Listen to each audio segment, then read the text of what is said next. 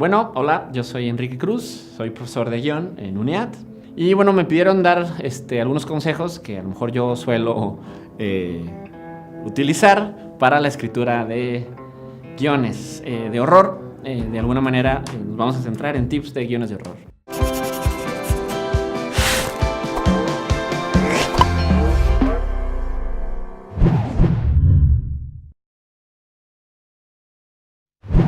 La primera recomendación que yo haría es trabajar en la motivación del conflicto.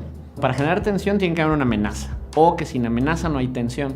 El error común de un guionista novato cuando empezamos es que si vamos a escribir horror o una situación de suspenso, el personaje tenga que tener tensión porque sí. Tenemos una escena donde el chavo está en su recámara y escucha un ruido en su casa. Y lo que siempre sucede cuando estamos iniciando en esto de escribir guiones es de que el chavo ya baja con miedo y ya baja con temor hacia la cocina o donde escuchó el horror, o donde escuchó, el ruido, ¿no? Y eso es un error porque no tendría por qué tener miedo solo por vivir en su casa. Tú cuando estás en tu casa te sientes cómodo y escuchas un ruido, lo primero que piensas es que a lo mejor es algo justificable, ¿no? El viento, o una situación, o tu roomie, tu hermano, tu mamá o alguien en tu casa, ¿no? Entonces lo que les aconsejo es que preparen la tensión con una amenaza. Lo correcto sería en la escena del chavo que escuche ese ruido, es que a lo mejor baje una primera vez y vea una ventana abierta, ¿no? Y muy tranquilamente baje, ¿no? Sin expectativa, y a lo mejor cierra la puerta y se regrese. Cuando vuelva a escuchar el ruido, a lo mejor baja y la puerta que ya vimos y que nos enfatizamos que se cerró con llave vuelve a estar abierta, sin candado, y a lo mejor hay manchas en el suelo de unas pisadas de lodo o algo, ya puede haber tensión porque ya puede existir una amenaza. Él ya se puede sentir inquieto de quién está en mi casa y quién abrió si yo ya había cerrado, ¿no? Entonces, mi primer tip o primera recomendación en esta cápsula es que si vas a trabajar tensión en una secuencia de horror, manejes la amenaza, sepas preparar la amenaza, ¿no? La recomendación número 2 sería que cuando trabajes las motivaciones de los personajes, los obligues a hacer las cosas, ¿no? Porque siempre vemos en películas de horror el cliché de hubo un fantasma en el sótano y el personaje de la nada baja al sótano, ¿no? Cuando tú, si tienes miedo, ¿no?, y sabes que hay un fantasma en el sótano, lo último que harías es bajar al lugar más oscuro y más terrorífico de tu casa, ¿no? Cuando una película funciona es porque se ve obligado a hacerlo, porque hay una motivación que lo orilla a hacerlo, ¿no? No es porque trae la inquietud o quiere.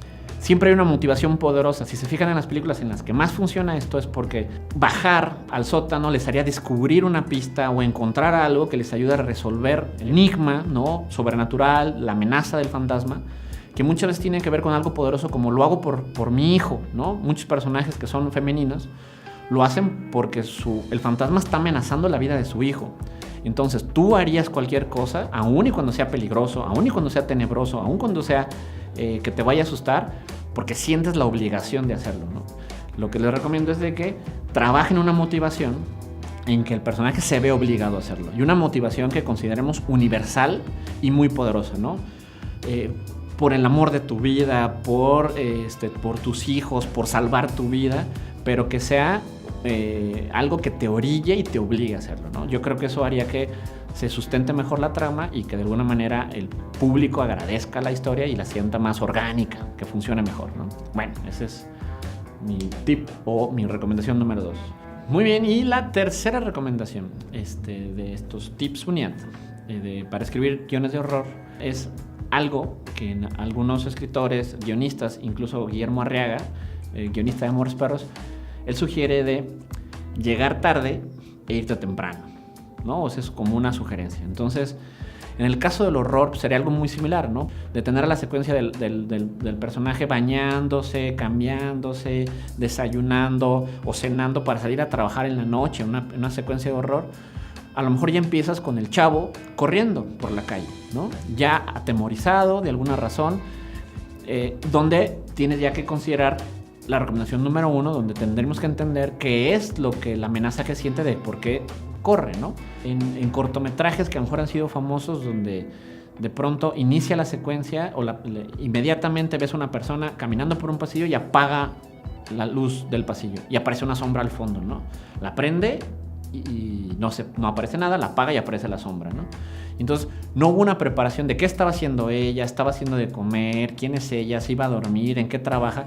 Todo eso, que a lo mejor al cortometraje no es tan útil todavía, lo omites para llegar rápido al conflicto, rápido a la tensión y rápido a la situación sobrenatural, en este caso las historias de horror, ¿no? Entonces esa es mi recomendación. Llegar tarde, ¿no? Sin explicar, ¿no? Es la forma de entenderlo. Sin dar tanta información, llegar rápido al conflicto. E irte temprano te puede servir. En algunos podrían considerar como dejar un final abierto, ¿no?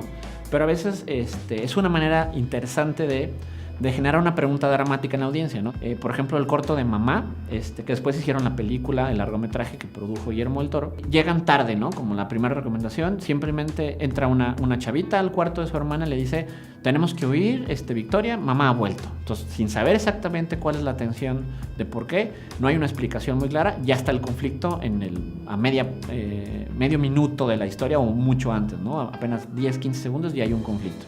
O sea, llegas tarde, ¿no? Al desarrollarse, te das cuenta que la mamá es una especie de ente sobrenatural en el cortometraje que aparentemente las acecha, ¿no? Entonces, en la resolución, las dos niñas corren y una se queda fuera y no te queda claro al final si recibió o no el acecho de la mamá, pero sabes que se va a acercar. Entonces, esa sería como mi recomendación. Si va a ser un cortometraje, como tienes poco tiempo para atrapar a la audiencia, pues llegues rápido al conflicto, ¿no? O llegues tarde, por así decirlo, y a lo mejor puedes llegar a hacer algo interesante, generar expectativa, si terminas yéndote pronto, ¿no? Sin explicar la resolución, sin explicar el final. Pues esas son mis 3 recomendaciones para escribir historias de cortometraje o escribir guiones de horror o de thriller sobrenatural o cuestiones así.